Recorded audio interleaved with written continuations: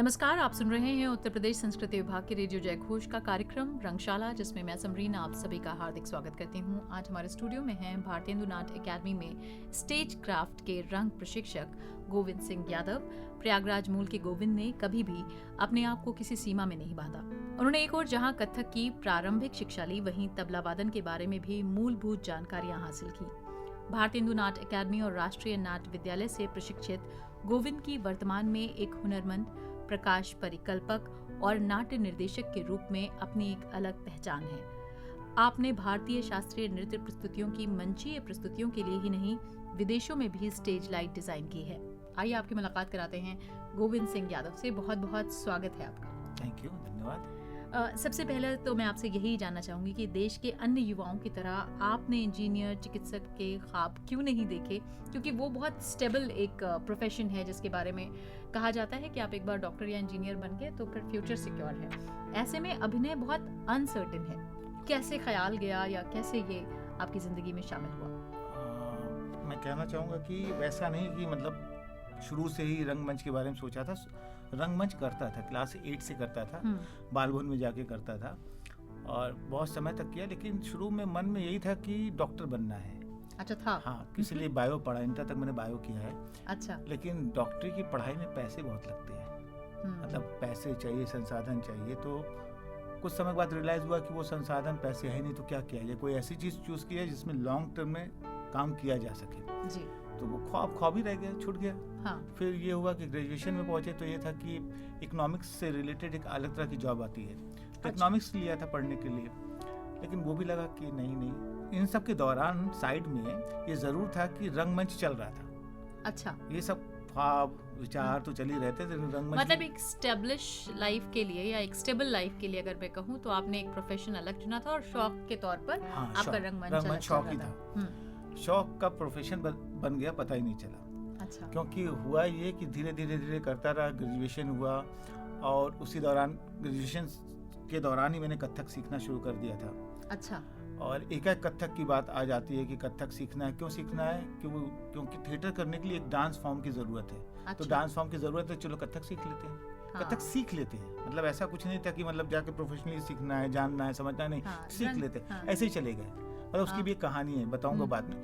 फिर उसके साथ ये हुआ कि चलता रहा और ग्रेजुएशन हुआ तो क्या करना है, क्योंकि जो ख्वाब थे उसके लिए जितनी पढ़ाई और जितनी तरह की चीजें चाहिए वो तो मिली नहीं। तो ये रहा कि थिएटर ही करते हैं। तो जब ग्रेजुएशन में मैं इकोनॉमिक्स का पेपर दे रहा था, एग्जाम दे रहा था, इंटरव्यू दे रहा था, तो मैंने सारे सवाल के जवाब गलत दिए। अच्छा। बड़े कॉन्फिडेंस से दिए, सारे सवाल के जवाब गलत दिए। हाँ। तुम्हारे एग्जामिनर साहब कहते तुम करना क्या चाहते हो?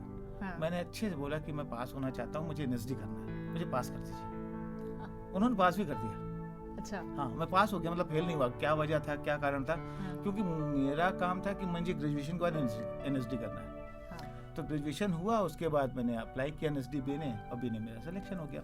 तो ये जो आप कह रहे हैं प्रोफेशनली तौर पे कब, कहाँ, कैसे शौक प्रोफेशन बन गया पता ही नहीं चला। वो बहुत इंटरेस्टिंग रहा हमेशा मेरे लिए। कौन कौन गुरु रहे आपके और कौन प्रेरणा स्रोत रहे इस तरफ आने के लिए? हाँ, प्रेरणा स्रोत की बात कहें तो ज़रूर कहूँगा कि थोड़ा मम्मी का प्रभाव रहा कि मम्मी गाती बजाती थी, म्यूज़िक का बड़ा शौक था। लेकिन उन्होंने कभी सिखाया नहीं। मतलब मैं घर में सबसे छोटा था, तो मम्मी को गाने बजाने का शौक था। तो उस समय तो होता था, अब कितना होता है मुझे नहीं मालूम, लेडीज संगीत हुआ करता था जिसमें ढोलक भी बजाते थे, लेडीज मिलती थी, गाते थे। मैं छोटा बच्चा होता तो आगे बीच में बैठ जाता था, सुनता था। गा तो नहीं पाता था, सुनता था। खूब छोटा होने का फायदा था। तो शायद उसका प्रभाव पड़ा हो, एक सुनने का वो प्रभाव पड़ा, उस माहौल में रहने का। और प्लस जैसे लालटू दा है, लालटू दा ने मुझे लाइट सिखाई। अच्छा। सुजय घोषाल जी हैं वहाँ इलाहाबाद में, तो उन्होंने अपने घर ले जाते थे, लाइट भी सिखाते थे, खाना भी खिलाते थे। अच्छा। साथ भी रखते थे। इसी तरह अजीत विट्टरनाथ जी जो बाल भवन में हमारे टीचर थे एक्टिंग के, वो भी एक इत्तेफाक था। बाल भवन वाला भी वो किस्सा बड़ा इंटरेस्टिंग है। हुआ ये कि एक दिन मैं बाल भवन गया तो मैं बड़ा शाही सा बच्चा हुआ करता था, मतलब ये नहीं करूँगा, वो नहीं करूँगा, ये नहीं होगा, वो नहीं होगा, इंट्रोवर्ट। हाँ, इंट्रोवर्ट टाइप का। तो मैं ड्रामा क्लास में गया और उन्होंने कुछ करने को कहा, तो मैंने कहा मुझसे तो नहीं होगा, मैं जा रहा हूँ।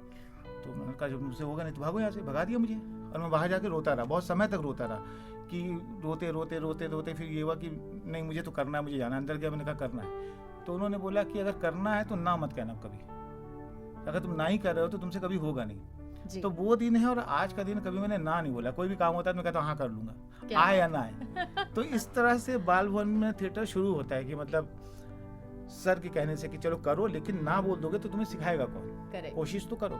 तो वो थे। और प्लस मेरी भाभी हैं, मेरे घर के बगल में रहती है, उन्होंने बहुत सपोर्ट किया हमेशा, मतलब मेरे आर्ट को लेके, मेरे काम को लेके। मोहिनी सिंह नाम है उनका, मतलब बहुत बहुत बहुत सपोर्ट। अगर वो नहीं होती तो शायद मैं NSD BNA तक पहुंच ही नहीं पाता। कि मतलब मैं नाटक कर रहा हूँ, उसकी रिहर्सल कर रहा हूँ, तो जाकर उनको दिखा रहा हूँ, पूछ रहा हूँ सही है गलत है। तो कभी उन्होंने ऐसे नहीं कहा कि चलो यहाँ से जाओ, ये फालतू का काम है, अच्छा काम नहीं। हाँ, तो हमेशा ये कहा कि चल ठीक है, ऐसे कर लो, वैसे कर लो, ये कर लो। मैं अपना करता रहता था, वो खाना बनाती रहती थी, तो वो भी एक सपोर्ट था। ये सब लोग अगर शायद ना होते तो आज जो बड़े बड़े लोगों के साथ मैं काम कर पा रहा हूँ शायद वो भी ना होते, क्योंकि उन्होंने एक नींव धरी जिससे कि कॉन्फिडेंस मिला और मैं आगे जा पाया। क्या बात है। गोविंद, आपसे जानना चाहेंगे, आपने जिक्र किया कि अभिनय के लिए किसी डांस फॉर्म का आना जरूरी है, क्यों जरूरी है? अब जैसे नाट्यशास्त्र की बात करें, नाट्यशास्त्र कहता है ना कि मतलब नाट्यशास्त्र शुरुआत ही होता है मूवमेंट से। नाट्यशास्त्र में जरूरी है कि आपको मूवमेंट आना चाहिए, स्पीच का पैटर्न अलग होता है, और अभिनय की बात, तो ये तीन चीज तो जरूरी है ही है कि मतलब आपको म्यूजिक आए, डांस आए, फिर उसके बाद अभिनय आए तो सोने पे सुहागा है। तो इसलिए मुझे लगा कि मैंने एक वर्कशॉप की थी, रघुनंदन जी की, NSD पास आउट है सर है, तो उन्होंने उस वर्कशॉप में बताया कि अगर आपको डायरेक्शन करना है या एक्टिंग करना है तो आप अगर आपको डांस आ जाए, म्यूजिक आ जाए तो सोने पे सुहागा है, क्योंकि आपको रिदम सेंस हो जाता है, आपको मूवमेंट सेंस हो जाता है। तो उस चक्कर में मुझे लगा चलो मुझे डांस सीखना है। तो ग्रेजुएशन के बाद मैं चला गया ऐसे डांस सीखने। कथक की क्लास शुरू हुई थी NCDCC में, तो मैंने कहा चलो सीख लेते हैं, क्या होगा, कोई बूढ़ी सी औरत होगी, नहीं सिखाएंगे तो भगा देंगे मुझे, और क्या होगा, मैं वापस चला जाऊंगा। वहाँ गया तो मेरे उम्र की कोई टीचर थी जो डांस क्लास शुरू कर रही थी, तो मैं गया तो देखा होगा, तो मैंने कहा यहाँ तो कुछ नहीं होगा, मुझे वापस चला जाना चाहिए। तो मैं वापस जाने लगा तो उन्होंने कहा अरे रुको, कहाँ जा रहे हो, तुम थिएटर करते हो? मैंने कहा हाँ। तो डांस सीखना चाहते हो? मैंने कहा हाँ। तो कहा ठीक है आ जाओ। और मैंने ज्वाइन किया तो सुबह 6 बजे क्लास होती थी, मैं टाइम पे पहुंच जाता था, सीखने लगता था। आंख मेरी हमेशा नीचे रहती थी, ऊपर उठती नहीं थी, तो वो हमेशा कहती थी तुम्हारी आंखें ऊपर नहीं उठती। मैं कहता था वो मतलब मुझे दिक्कत होती है, मतलब बहुत समय बहुत दिक्कत है। मतलब जब BNA में भी आया तो मतलब मैं आंख मिला के लोगों से बात नहीं कर पाता था। यानी कि आज जो आपकी शख्सियत है वो पूरी तरह से बदल चुकी है, ट्रांसफॉर्म हो चुके हैं आप। जो बहुत बदला है। मैं और टीचर इम्पॉसिबल, मैं किसी को पढ़ा सकता हूँ, सोच ही नहीं सकता था। मतलब लोग कहते थे तुम और पढ़ाओगे, मैं कहता ठीक है वक्त आएगा तो देखेंगे। मतलब जब BNA में टीचर बना तो मुझे भी लगता था पढ़ाऊंगा कैसे, वही वाली बात थी कि नहीं होता। तो उसने बहुत कॉन्फिडेंस दिया। और प्लस कोरोना टाइम में 175 एपिसोड किए थे मैंने टॉक शो के, तो वो टॉक शो ने भी बड़ी मदद की, लोगों से बात करना, पढ़ाना, ये सब बात थोड़ी सी बनी। लेकिन वो धीरे धीरे डेवलप हुई। अगर ये कोई कहे ना किसी में गॉड गिफ्टेड चीजें होती है, तो मैं कहूँगा मेरे अंदर नहीं थी, मैंने डेवलप की हैं चीजें। क्या बात है गोविंद, बहुत कम ऐसे लोग होते हैं जिन्हें BNA और NSD दोनों जगह जाने का मौका मिलता है। आप गए हैं खुशकिस्मती के साथ। आपसे जानना चाहेंगे कि दोनों की शिक्षा प्रणाली में मूलभूत अंतर क्या पाते हैं?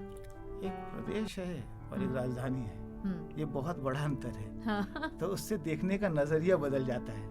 मतलब प्रदेश में देखना और राजधानी में जाके देखना फर्क पड़ता है, क्योंकि राजधानी एक बड़े लेवल पे दिमाग को खोलती है, प्रदेश के लेवल पे दिमाग को खोलता है। अगर हम NSD की बात कहें तो वहाँ दुनिया भर की इंफॉर्मेशन आती है कि मतलब देश की भी, विदेश की भी, अगल की भी, बगल की भी। मतलब आप प्रदेश भी जानते हैं, देश भी जानते हैं, विदेश भी जानते हैं, लेकिन प्रदेश में आप अपने देश को ही पूरा नहीं जान पाते, क्योंकि देश की चीजें उतनी घटित नहीं होती यहाँ पे, और उतनी वैरायटी में आपके पास स्टूडेंट्स भी नहीं आते हैं। वैरायटी की भी बात है, और प्लस उस वैरायटी में ना तो आप प्रोडक्शन देख पाते हैं, उस वैरायटी में ना दुनिया को समझ पाते हैं। दुनिया तो छोड़ दें, हम, मेरा तो ये कहना है कि अगर हम दूसरे स्टेट को भी उस वैरायटी में समझ पाए तो बहुत बड़ी बात हो।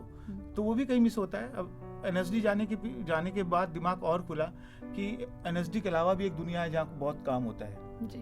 BNA में रह के, इलाहाबाद में रह के लगता था कि बस यही एक दुनिया है, लेकिन जैसे जैसे आप आगे बढ़ते हो तो आपको लगता है अरे दुनिया की तो कोई सीमा ही नहीं है। तो वो एक लेवल ही अलग खुलता है। जैसे कि आमतौर पर लोग कहते हैं कि BNA NSD के पास बहुत पैसा है, BNA के पास कम है। मुझे लगता है पैसे का अंतर उतना इम्पोर्टेंट नहीं जितना सोच का अंतर है। वहाँ जाने के बाद आपकी सोच, क्योंकि आप हर स्टेट्स के लोगों से मिलते हैं, सिर्फ प्रदेश नहीं रह जाता। तो स्टेट्स के लोगों के साथ मिलते हैं। वहाँ एक क्लास के साथ भी मिलते हैं, तो उससे आप बहुत खुलते हो, आपको समझ आता है कि हम कहाँ थे, अब कहाँ होना है, हमें कहाँ जाना है। तो सोच का फर्क बहुत बड़ा है ये दोनों को अगर देखें तो, क्योंकि यहाँ कोई सुल्तानपुर से आया हुआ है, कोई मिर्जापुर से आया हुआ है, कोई इलाहाबाद से आया हुआ है, तो इलाहाबाद की सुल्तानपुर की सोच लेके आता है। तो उस तरह से दिमाग को डेवलप करने के लिए थोड़ा टाइम चाहिए होता है, तो खुलना, टाइम मिलना और एक अलग तरह का माहौल मिलना थोड़ा मुश्किल होता है। इसलिए शायद मुझे बीएनए करने के बाद एनएसडी जाना पड़ा। जी, बीएनए और एनएसडी के बाद फिर आते हैं आपकी क्राफ्ट पे, आपकी स्किल पे। आपने कथक सीखा और कथक सीखने के बाद फिर आपने तबला भी सीखा। जब आपने एक डांस फॉर्म सीख लिया था तो फिर तबला सीखने की ज़रूरत क्यों पड़ी, कहाँ से सीखा, और ये भी बताइए कि क्या कुछ उससे फ़र्क आया तबला सीखने से? तबला मैंने और कथक दोनों चीज़ बीएनए एनएसडी ज्वाइन करने से पहले सीखा था, क्योंकि नाट्य शास्त्र में एक श्लोक है, नासा विद्या नासा कला नासा योग्य नाट्यस्मिन् यन्निर्दिश्यते। मतलब कि नाटक के अंदर ऐसी कोई ना कोई कला है, ना कोई योग है, ना कोई ऐसा ज्ञान है जो नहीं है।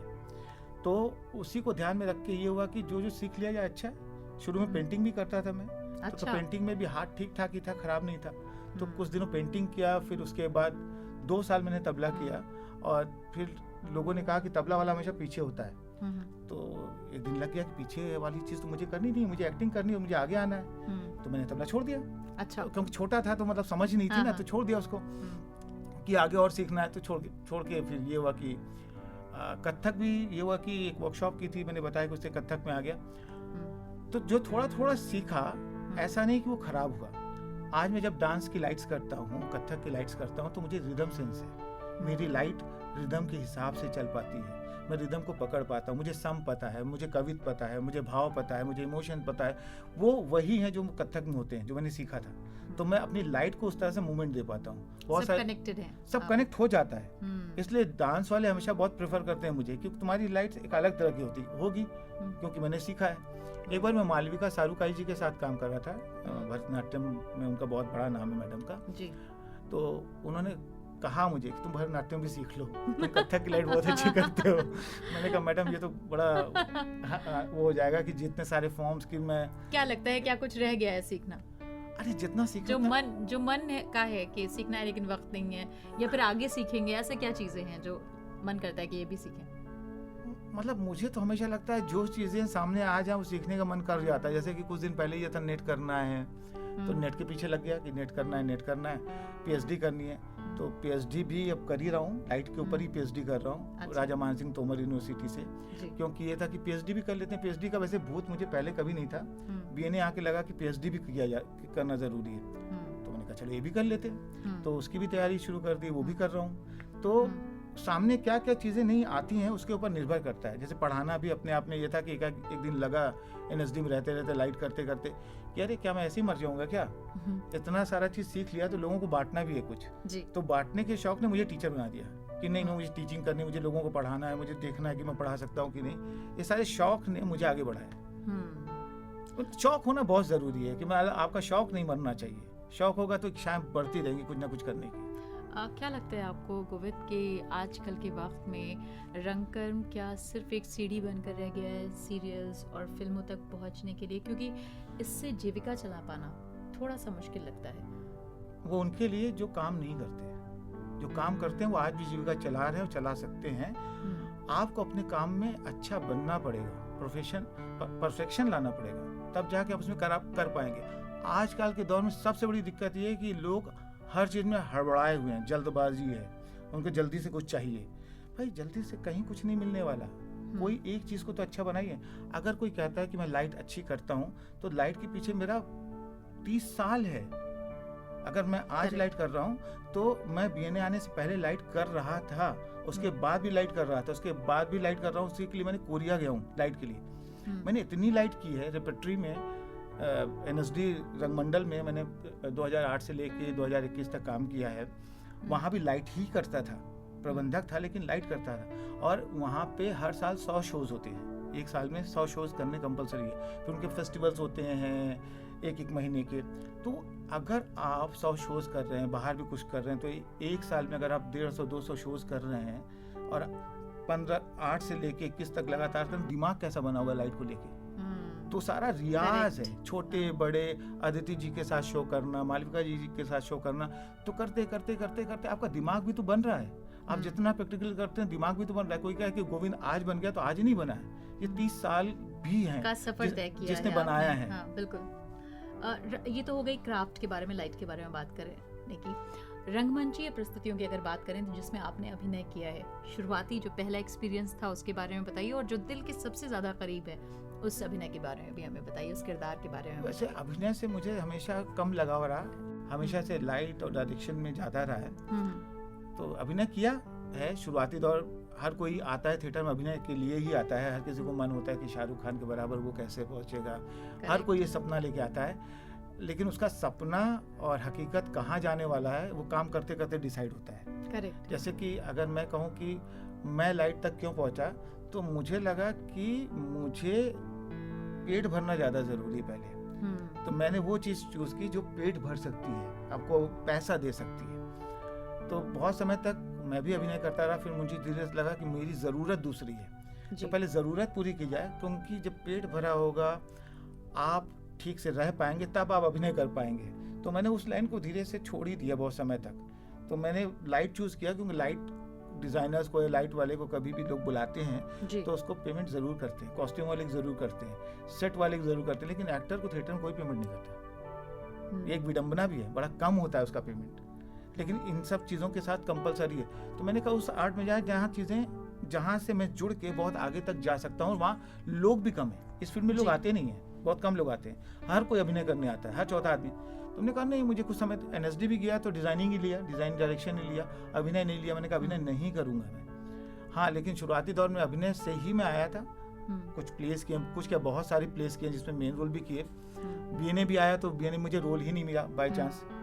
ज़्यादातर लोगों ने मुझे रोल ही नहीं दिया, क्योंकि अपने बैच में सबसे छोटा बच्चा हुआ करता था और सब मुझसे बड़े हुआ करते थे उम्र में, 5 साल 10 साल, कोई बड़े हैं। तो ये होता था छोटे बच्चे को क्या रोल दें, तो मुझे रोल ही नहीं मिलता था। मुझे वो दिन भी याद है जब रॉबिन सर आए थे और मुझे उम्मीद थी कि रॉबिन सर मुझे रोल देंगे, तो सबको उन्होंने कास्ट कर दिया, मुझे कास्ट ही नहीं किया। तो मैंने कहा मेरे साथ क्या करने वाले हैं। तो पता चला उन्होंने कहा तुम मुझे असिस्ट करोगे। सबको परेशानी होगी, छोटा सा लड़का असिस्ट करेगा और सब रोल करेंगे। मैंने कहा मैं असिस्ट क्या करूंगा इनको। वो असिस्ट ये होता था कि मैं हर दिन डांट खाता था, बड़े प्यार से हर जगह पे डांट खाता था। उस समय बुरा भी लगता था कि मतलब हर बात में मुझे डांट पड़ती है। लेकिन धीरे धीरे पता चला कि वो डांट ज़रूरी थी। जब काफ़ी अर्सा किए जा रहे थे, हाँ काफ़ी अर्सा गुजर गया कि ज़िंदगी जो है ना इतनी आसान नहीं है। एक्चुअली ज़िंदगी वही है कि आप जहाँ खड़े वहाँ आपकी रैगिंग होगी, डांट पड़ेगी, चीज़ें होंगी, आपको उसको सहने की, समझने की ताकत होनी चाहिए आपके अंदर। तराशे जा रहे थे। उस समय मुझे बहुत बुरा लगा था, सच में बहुत आंसू भी आते थे। लेकिन आज लगता है कि अगर शायद वो डांट नहीं होती तो शायद मैं यहाँ तक पहुँचता नहीं या समझ नहीं पाता। उस समय रॉबिन सर को भी नहीं समझ पाया था। लगता था कि जैसे सामने वाला जो है इंसान क्या है, क्यों है, लेकिन अब लगता है नहीं वो ज़रूरी था। अब लगता है कि उस समय जो मैंने भी कहा है या उन्होंने कहा मैं समझ नहीं पा रहा था। अब जब पढ़ाता हूँ तो ज़्यादा समझ में आ रहा है कि स्टूडेंट जब होता है तो वो बहुत कुछ कहता है, सुनता है। टीचर को हमेशा छोड़ना है, माफ़ करना है, आगे बढ़ना है, क्योंकि स्टूडेंट अपने समय में अलग तरह से ही सोच रहा होता है, उसके लिए उसको भी टाइम चाहिए।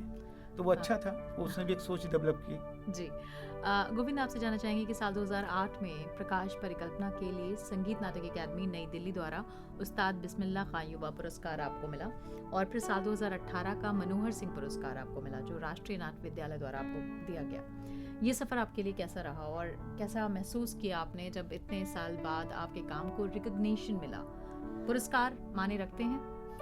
रखते तो हैं। अच्छा। हाँ, बिल्कुल रखते हैं। किसी के लिए रखे ना रखे, मेरे लिए रखते हैं जी। क्योंकि मैं 2006 का पास आउट हूँ NSD से, 2001 का पास आउट हूँ BNA से, और 6 के बाद 8 में मुझे पुरस्कार मिल गया, है ना। तो वो अच्छा था कि मेरे कामों को उस पुरस्कार ने गति दी कि आगे काम किस तरह से करना है, और आपको लोग उस तरह से फिर देखना शुरू कर देते हैं कि अवार्ड ही है तो इसके काम में वो चीज़ आनी चाहिए। और इसका एक एग्जांपल, जब मैं जूनियर फेलोशिप के लिए गया था तो वहाँ बहुत सारे लोग बैठे थे, सूर्य मोहन सर बैठे हुए थे और मेरे बहुत सारे टीचर, त्रिपाठी मैम बैठी हुई थी और कलकत्ता के सर थे, नादिरा जी थी। तो अंदर जैसे घुसा तो सब ने कहा अरे तुम आ गए? सबने कहा हाँ जी। फिर उन्होंने जो क्वेश्चन मुझसे पूछे वो कमाल के थे जी। क्वेश्चन ये होना शुरू हुआ कि गोविंद जी आपका स्पेशल काम क्या है? मैंने कहा स्पेशल काम, मतलब आपका मतलब ऐसा कोई काम जो इस्टेब्लिश हुआ हो? तो मैंने कहा वो अगर होता तो शायद मैं उस तरफ होता, आप लोग इधर होते। अभी उस लायक नहीं बना, इसलिए शायद मैं यहाँ बैठा हुआ हूँ। इस तरह के बहुत सारे क्वेश्चन हुए थे, बहुत मज़ेदार थे। फिर सूर्यमोहन सर NSD मैंने पूछा, सर मुझसे इस तरह के क्वेश्चन क्यों किए गए?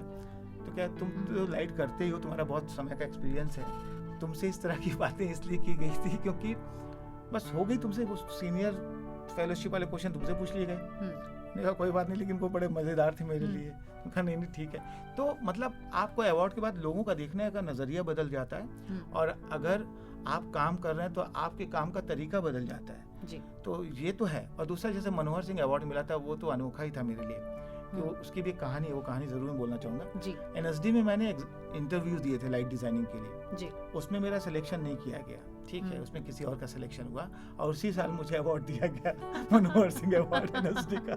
अच्छा। तो मेरा सिलेक्शन नहीं करते पढ़ाने के लिए, हाँ, लेकिन मुझे अवार्ड देते हैं। हाँ, तो ये तो कमाल ही था। और ये मोहन जी ने कहा था कि मतलब ये तुम्हारे लिए अच्छी बात है। मोहन महर्षि सर से बात हुई थी जी। तो हमने कहा हाँ सर, लेकिन मुझे थोड़ा सा दुख था कि मतलब मैं चाहता था कि NSD में पढ़ाऊँ, NSD में रहूँ, लेकिन वो हुआ नहीं, और लेकिन मुझे अवार्ड मिला वहाँ का। वाह गोविंद जी, आपके पास बहुत कुछ है जो हम जानना चाहेंगे, लेकिन समय जो है वो समय की बाध्यता है। जाते जाते आपसे एक सवाल करना चाहेंगे कि आपने अभिनय सीखा, और उसके बाद फिर आपने तबला सीखा, कथक सीखा, और ये सीखने का सफ़र चलता रहा, लेकिन आज आप इस सफ़र में अध्यापक हैं भारतीय हिंदू नाट्य अकादमी में। कैसा लगता है, किस तरह का एक्सपीरियंस है? आजकल के जो युवा आ रहे हैं अभिनय में, उनको आप क्या कहना चाहेंगे? किस तरह की प्रिपरेशन के साथ वो आएँ ताकि अभिनय उनके लिए उतना मुश्किल ना रहे? अभिनय हो या स्टेज क्राफ्ट हो, थोड़ी मेहनत करें, जल्दबाजी ना करें, टाइम लें। टाइम लेंगे तो अपने आप को वो देख पाएंगे, अपने आप को संवार पाएंगे, अपने आप से प्रश्न कर पाएंगे क्या सही है क्या गलत है। हर किसी को जैसे लगता है कि वो एक्टर बनना चाहता है, जरूरी नहीं कि वो एक्टर बनने के लिए पैदा हुआ हो सकता है बहुत अच्छा राइटर हो, अपनी स्किल्स को पहचाने, कि वो बहुत अच्छा राइटर हो, बहुत अच्छा डिजाइनर हो, बहुत अच्छा म्यूजिक करने वाला हो, वो तभी पहचान पाएगा, जान पाएगा जब वो टाइम देगा। बेसिकली अभिनय में इंसान ग्लैमर के चक्कर में फंस जाता है। हाँ, क्योंकि मतलब उसकी रीच बहुत दूर तक है, और पहचान जल्दी और वो मिलती है, दिखता है, राइट। तो जो दिखता है जरूरी नहीं कि उसके लिए हम बने हों। जैसे मुझे भी पहले लगता था मैं दिखने के लिए बना हूँ, लेकिन मैं तो बैक स्टेज ही चला गया। हाँ। जिस चीज से भागा था कभी तबला में, हाँ। मुझे बैक स्टेज नहीं जाना है, आज बैक स्टेज में ही रहता हूँ बड़े मजे से। हाँ। और बैक स्टेज मेरी पहचान है। क्या बात। तो मतलब जो जिससे मैं भागा था वहीं पे हूँ आज, अगर देखूँ तो बहुत साल पहले जी। तो ऐसा भी होता है। तो ये टाइम देने पे ही पता चलता है कि आप कहाँ पहुँचेंगे, और जब टाइम देते हैं तो अभिनय और चीज़ें भी आपके काबू में आती हैं। जैसा मुझे लगता है कि अब मैं अभिनय कर सकता हूँ, उस समय मैं नहीं सोच सकता था, अब सोचता हूँ तो शायद मैं उसके करीब पाता हूँ अपने आप को कि किया जा सकता है। गोविंद जी, बहुत बहुत शुक्रिया हमारे साथ जुड़ने के लिए। और हमारे श्रोताओं से मैं ये कहना चाहूँगी कि जो लोग अभिनय में, रंगकर में, रंगमंच से जुड़ना चाहते हैं, उनके लिए बहुत सारे स्कोप हैं, बहुत सारी फील्ड हैं जिसमें वो जा सकते हैं। इसी बात के साथ हम लेते हैं इस कार्यक्रम से अनुमति। अगले अंक में किसी नए विषय के साथ, किसी नए मेहमान के साथ हम फिर रूबरू होंगे। आप सुनते रहिए 107.8 FM रेडियो जय घोष।